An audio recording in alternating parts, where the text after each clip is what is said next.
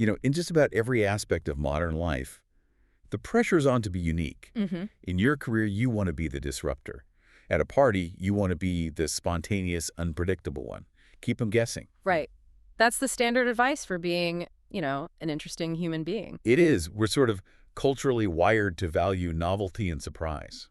But today, we are taking a sledgehammer to that concept. We are. But we've been combing through a stack of materials on advanced road safety and traffic dynamics. And, well, the core argument here is essentially countercultural. It really is. The sources argue that when you get behind the wheel of a car, the absolute most heroic, high-performance thing you can be is boring. Utterly painfully boring. And I know that sounds like a letdown, but in the context of a complex traffic system, boring is actually the highest compliment you can pay a driver. So buckle up.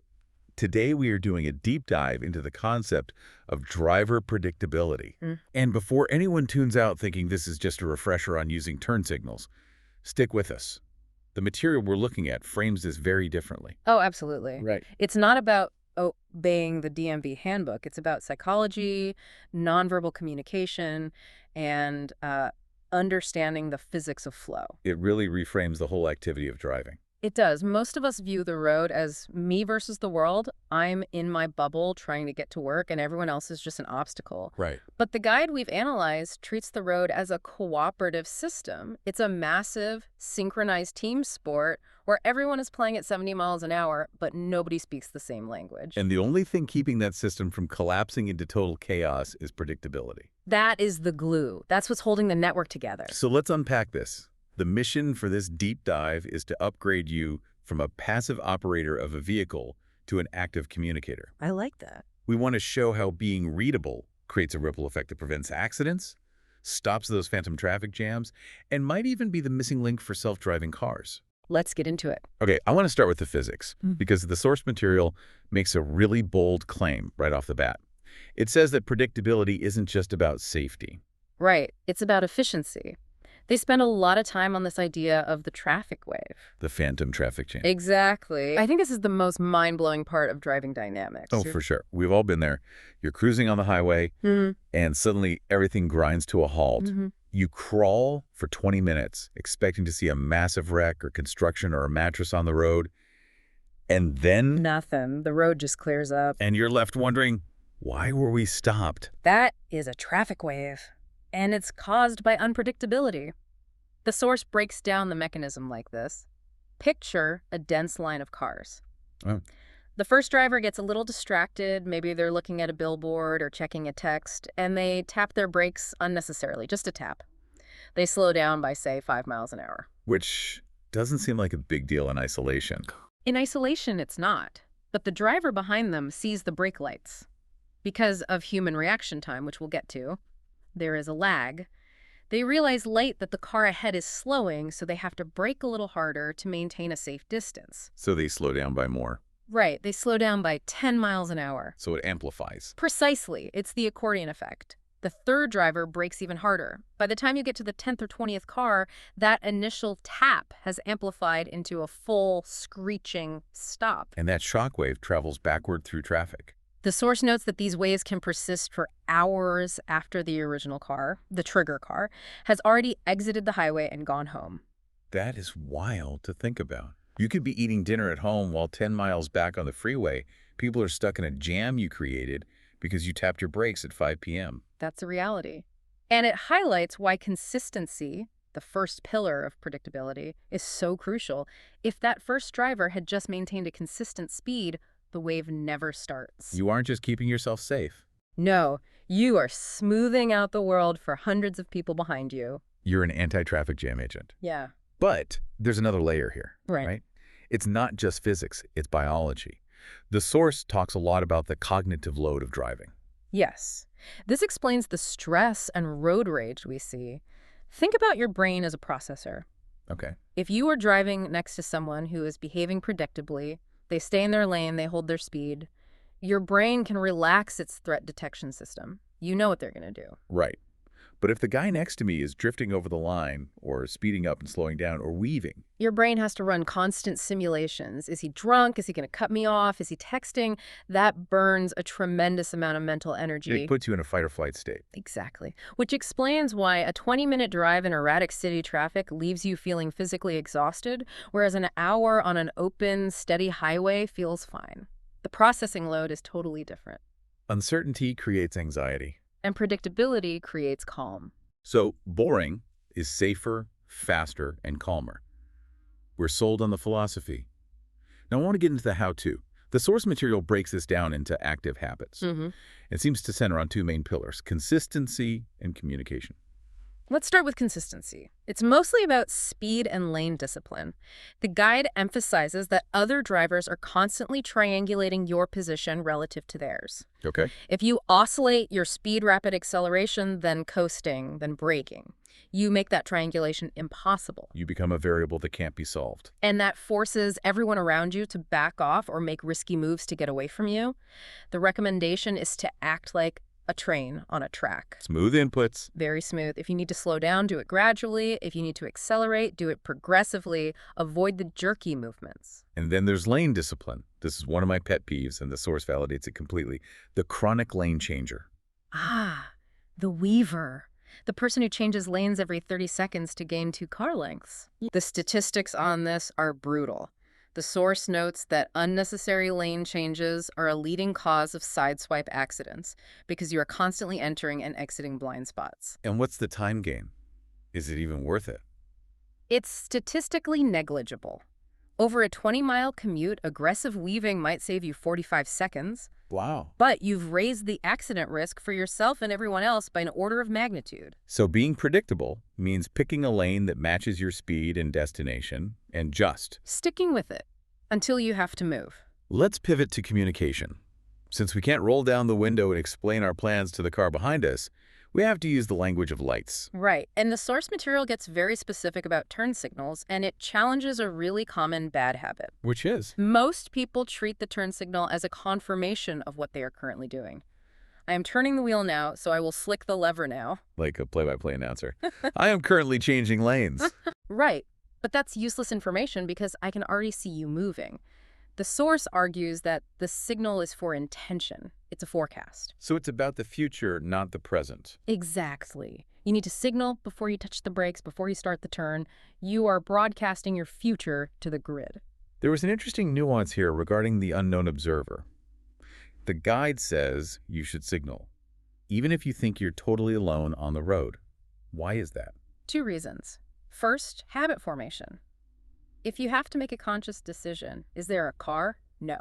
Should I signal? No. You are burning processing power. But if you just do it every time. It requires 0 cognitive load. It becomes muscle memory. And the second reason. The thing you didn't see, the unknown observer. Maybe it's a dark car with its lights off in your blind spot. Maybe it's a pedestrian stepping out from behind a parked truck. So you signal for the person you don't see. It protects you against the worst-case scenario. It's cheap insurance. Okay, what about brake lights? I've always thought of them as functional. They turn on when I stop, but the source calls them a communication tool. They are the only way you can say, I am slowing down, to the person behind you. The technique here is the tap. The tap. If you see traffic slowing ahead, don't wait until the last second and slam the brakes. Tap the pedal lightly, just enough to trigger the lights, a few seconds before you actually need to engage the brakes fully. You're waking up the driver behind you. You're giving them a preamble, heads up, we are stopping. It buys them reaction time, which, as we discussed with the traffic waves, prevents that shock wave from forming. And this ties directly into the 3-second rule. This is a classic from driver's ed, but the deep dive sources really emphasize the math behind it. It's not just an arbitrary number someone made up. It's based on physics and human biology. Okay, break that down. You need to account for 3 distinct phases: perception, reaction, and braking. First, you have to see the brake lights ahead. That takes time. Then, your brain has to tell your foot to move to the pedal. That takes time.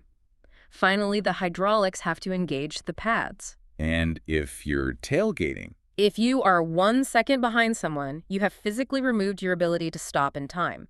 You are relying on luck. but the 3-second buffer. It isn't just about being polite. It's about creating a margin for error. It allows you to absorb the unpredictability of the car in front of you without passing it on to the car behind you. You become a shock absorber for the traffic flow. I love that image. It changes the way you drive. Okay, so that's how we act. We broadcast our intentions, we keep it steady. Yeah. But the source material takes a really cool turn here. It shifts from how to be predictable to how to predict others. Yes. It basically turns you into a road detective. This is the shift from passive driving to defensive driving. Passive driving is just looking at the bumper in front of you. Active anticipation is asking why that bumper is doing what it's doing. I really like the brake light clue section. It says, don't just react to the light, look for the cause. Yes. If you see brake lights 5 cars up the chain, that is your intel. Why are they braking? Is it a merge? Is there debris? And if you can identify the cause. You can predict what the cars between you and the trouble are going to do before they even know they're going to do it. You're predicting the chain reaction. That's a great point. Or take lane discipline as a clue. If you see a car drifting to the left side of its lane, hugging the line, what does that tell you? Well, they might be about to change lanes without signaling. Or they might be dodging a pothole you can't see yet. Or maybe there's a cyclist on the shoulder they are giving room to. If you read the position of the car, not just the signal, you can anticipate the move. And then there are the environmental clues. This part felt like a spy novel. Shadows and reflections. It sounds cinematic, but it's incredibly practical, especially in cities. Let's say you're approaching a blind corner in a narrow neighborhood street. Okay. You can't see if a car is coming, but if the sun is at the right angle, you can often see a shadow stretching across the pavement before the nose of the car appears. That shadow gives you speed, presence, and direction. It does. And reflection shop windows are huge. You can look into the glass of a storefront on a corner and see the reflection of headlights or traffic moving on the cross street. You are effectively seeing around corners. You are. The guide also mentioned dust clouds, which I thought was interesting. It's not just for off-roading. Right. No, even on a highway. A sudden puff of dust on the shoulder usually means someone put a wheel off the road or locked their brakes. It's a visual disturbance that screams instability. So if you see dust, you should be covering your brake pedal immediately. Immediately. There was one more road detective tip that I think is really valuable. The slow traffic warning. This is behavioral profiling. When traffic slows down or stops, human patience evaporates. The source warns that this is when drivers make the most irrational decisions. Like what? They'll pull out of a stopped line blindly to try and catch an exit. They'll drive on the shoulder. So when the flow breaks, your radar should go to maximum. You have to predict that people are about to do something stupid. Because frustration overrides logic. That's interesting. This whole mindset shifts you from, I'm just driving, to I am analyzing a complex, moving puzzle. And you have to remember, the pieces of that puzzle aren't all 2-ton metal boxes. We have to talk about the vulnerable users. Right. Pedestrians and cyclists. Predictability is life or death for them. A car has airbags and crumple zones. A cyclist has a helmet and spandex. So when you interact with them, say at a crosswalk, You need to be hyper clear. The source mentions eye contact specifically. to confirm mutual awareness. Absolutely. If you haven't locked eyes, assume they haven't seen you. And yielding, don't kind of yield, stop completely. If you roll slowly toward a pedestrian, you are creating uncertainty. Are they stopping? Should I run? That hesitation causes accidents. Be decisive. If you're going to stop, stop. If you're going to go, go. Don't leave them guessing. Indecision is a killer. And this applies to four-way stops, too. We've all seen the polite off, you know. No, you go. No, you go. It's maddening and dangerous. It breaks the rules of the system. The right-of-way rules exist to make the intersection predictable. So when you wave someone on when it's your turn, You are being nice, but you are being unpredictable. You're confusing the other drivers who are expecting you to move. It creates a vacuum where accidents happen. Just follow the order of operations. so paradoxically, following the rules strictly is the kindest thing you can do. It's the safest thing, absolutely. I want to zoom out to the future now, because the source material draws a really fascinating line between how we drive today and how computers will drive tomorrow. This is the connection to ADAS, Advanced Driver Assistance Systems, things like adaptive cruise control, lane keeping, and eventually fully autonomous cars. How does our predictability affect them? Well, think about how an AI drives. It relies on pattern recognition and algorithms. It expects the world to follow a logic. Right. It expects cars to stay in lanes and stop at red lights. And when a human drives erratically swerving, tailgating, cutting across 3 lanes, we become what programmers call an edge case. We break the algorithm. We confuse the sensors. If a human driver is unpredictable, the autonomous car has to be overly cautious. It slams on the brakes because it can't calculate a safe path. So that's why you see self-driving test cars getting stuck or moving so hesitantly. They are trying to cope with the chaos of human behavior. That is so ironic. We're waiting for the technology to get better, but the source suggests that the technology is waiting for us to get better. That's a valid argument. The source suggests that a predictable human driving environment is actually a prerequisite for the mass adoption of AVs. If we want the robots to take the wheel, We first have to learn to drive a little bit more like robots ourselves. Consistent, logical, boring. we are the training data. Exactly. Every time you signal early or maintain a steady speed, you are making the road a friendlier place for both humans and machines. So we've covered a lot of ground here. From the physics of the phantom traffic jam, to the psychology of the unknown observer, to the future of AI. If we boil this down for the listener who is about to hop in their car to drive home, what is the recap? It comes down to three things: safety, efficiency, and peace. Okay. You prevent accidents by being consistent so people don't have to panic react.